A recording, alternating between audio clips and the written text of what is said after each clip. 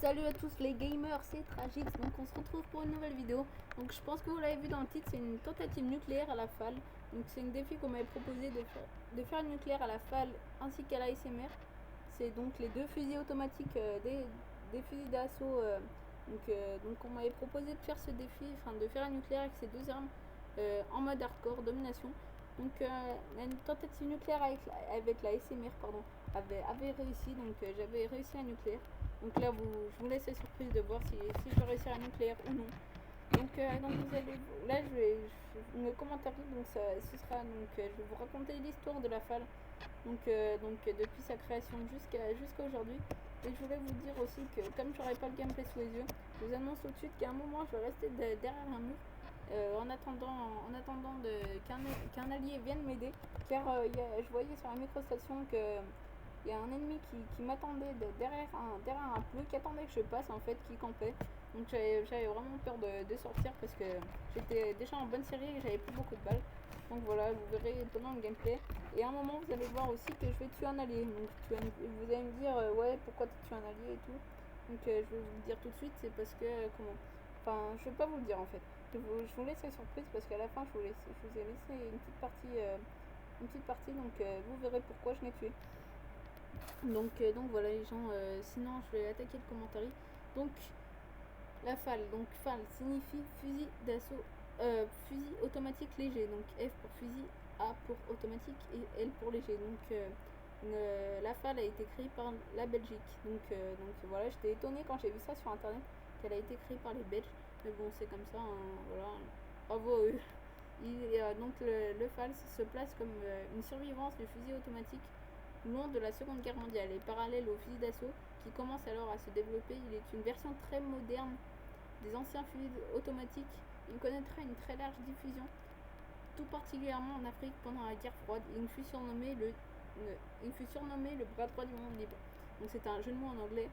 Right Arm of the Free World. Excusez-moi pour mon accent anglais vraiment pourri. Donc Right Arm for the Free World, ça veut dire bras droit et arme juste, donc c'est pour ça qu'on dit bras droit du monde libre. Enfin bref, cela marquait la différence avec les deux autres armes emblématiques de cette période, l'AK-47 et la M16. Donc je pense que vous connaissez tous l'AK-47 et la M16. C'est vraiment avec la FAL les trois armes emblématiques du jeu Call of Duty. Donc vous pouvez les retrouver quasiment dans tous les Call of Duty ou alors des copies de ces armes. Par exemple la M94 est une copie de la AK-47. Donc voilà. Sinon, qu'est-ce que je voulais vous dire, comment je suis un peu perdue dans mon texte. Ouais, c'est vrai que j'ai préparé mon texte et je regarde sur une fiche, donc s'il y a des moments où je suis un peu perdue, excusez-moi, mais je me suis pas amusée à apprendre mon texte par cœur. Donc voilà les gens. Il fut converti le plus tard pour pouvoir tirer en automatique, ce qui le rapproche alors d'un fusil d'assaut. L'histoire du FAL commence en 1946 lorsque la Belgique cherche une équipe d'étudier un nouveau fusil. Cette équipe est dirigée par Save, Dieudonné Save. Donc le prototype voit le jour en 1948.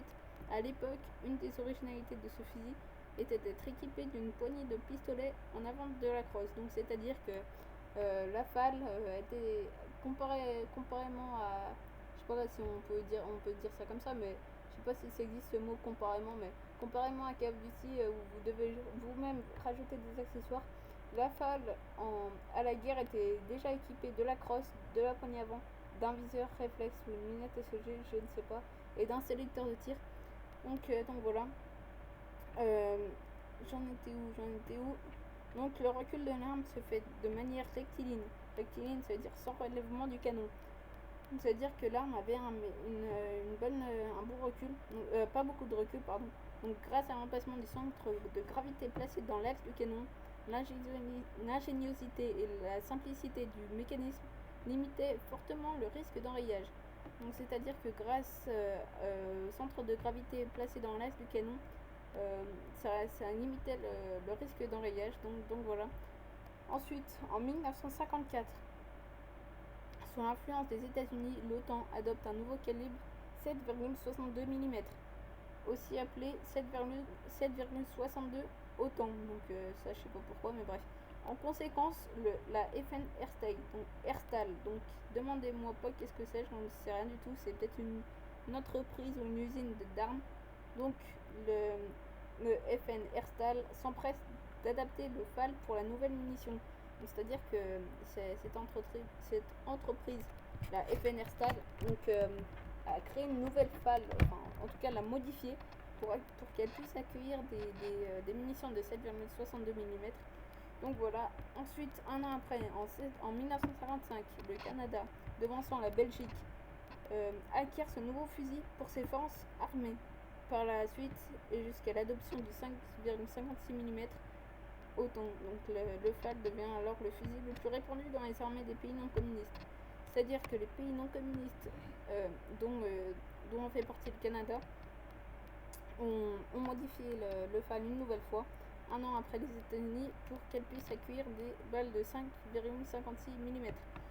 Donc voilà les gens, ensuite, après avoir parlé de l'histoire de la FAL, je vais parler de sa, comment dire, de sa qualité, enfin, de ses performances des performances qu'elle démontre, je perds mes mots, mais des performances qu'elle a.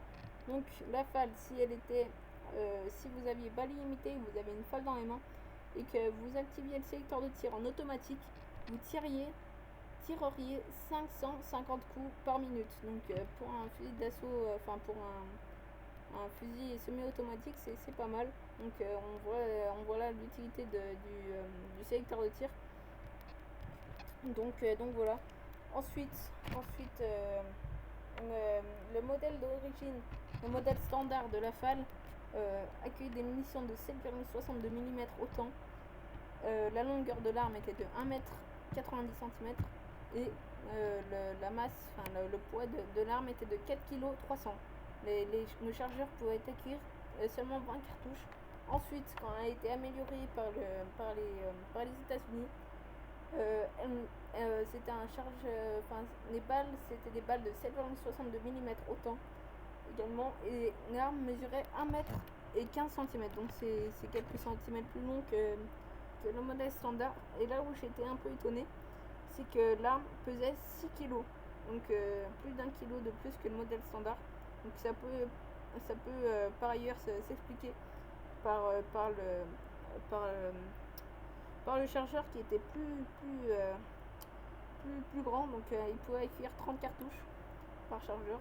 Donc voilà, c'est tout pour l'histoire de la FAL. Donc franchement, la FAL, c'est l'arme de Call of Duty. Moi, quand on me dit Call of Duty, je pense à la FAL, et je pense également à la M16 et la K47, mais je pense en particulier à la FAL. C'est vraiment l'arme emblématique de Call of Duty. Donc voilà. Sinon, à part ça, c'est la fin du commentaire. J'ai plus beaucoup de choses à vous dire. À part que la prochaine vidéo, c'est le montage Ninja Diffuse que je vous prépare. Donc montage Ninja Diffuse, vous verrez donc qu'est-ce que c'est un Ninja Diffuse. Si vous savez déjà qu'est-ce que c'est, vous verrez la vidéo, puis vous me direz dans les commentaires si vous avez aimé, qu'est-ce que vous n'avez pas aimé.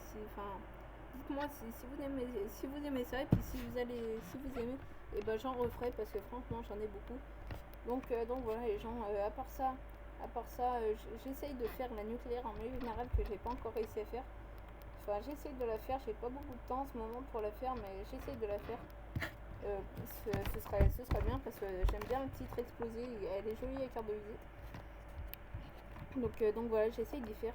À part ça, dans la première vidéo, plus tranquille, je vous avais dit que je tentais, pas que je tentais, pardon, que moi et ma team, on cherchait à recruter. Donc hier, il y a quelqu'un qui m'a envoyé une demande d'amis en me disant qu'il me demandait si je recrutais toujours. Donc bien sûr, je recrute toujours. Et on a passé un test, il a passé un test, donc il était plutôt pas mal. Donc voilà, il est rentré dans ma team. Donc si vous voyez qu'il y aura, que dans mes prochaines vidéos, il y a quelqu'un qui a le même nom de clan que moi, donc c'est lui. Donc franchement, il est vraiment pas mal au sniper. Donc voilà, on l'a ajouté dans la team, et dans les prochaines vidéos, je pense qu'il va apparaître. Donc voilà les gens. Donc là, on va arriver à la fin du gameplay. Donc j'ai pas réussi la nucléaire malheureusement. J'avais plus de balles dans la FAL, et j'ai été obligé de ramasser un DSR50, et c'est la seule arme qu'il y avait. J'aurais pas pu tomber avec une bonne arme. Non, il faut que je tombe avec un DSR50. Voilà, c'est pas très grave. Je crois que ma série s'est terminée à 28-0. Donc ça fait quand même, j'étais à 2 kills de la nucléaire, donc voilà. J'étais un peu déçue quand même à la fin de la partie, mais bon, c'est pas très grave. Donc voilà les gens, là, là on va arriver à la fin. Ouais, là c'est la fin du gameplay. Et là vous allez voir la petite partie que je vous ai réservée. Donc franchement, quand je suis dans le mode studio, j'étais mort de rire. Regardez-moi ça. Deux boosters vraiment magnifiques hein, dans le coin avec l'insertion tactique. Et voilà. Et vous voyez l'autre qui le tue avec son bouclier. Donc déjà il avance son bouclier. Et en plus il le tue. Donc là vous allez voir qu'il est en impitoyable. Il va être en implacable. Il débloque sa microstats, son star, ses chiens. Il va tout envoyer. Et là, quand je l'ai vu, quand j'ai vu qu'il boostait, je m'en doutais un peu au début de la partie, mais quand je suis arrivé, bah voilà, je l'ai tué parce que franchement, ça sert à rien de booster. Et puis j'aime pas les boosters, donc je l'ai tué. Et ensuite, je l'ai signé pour boost.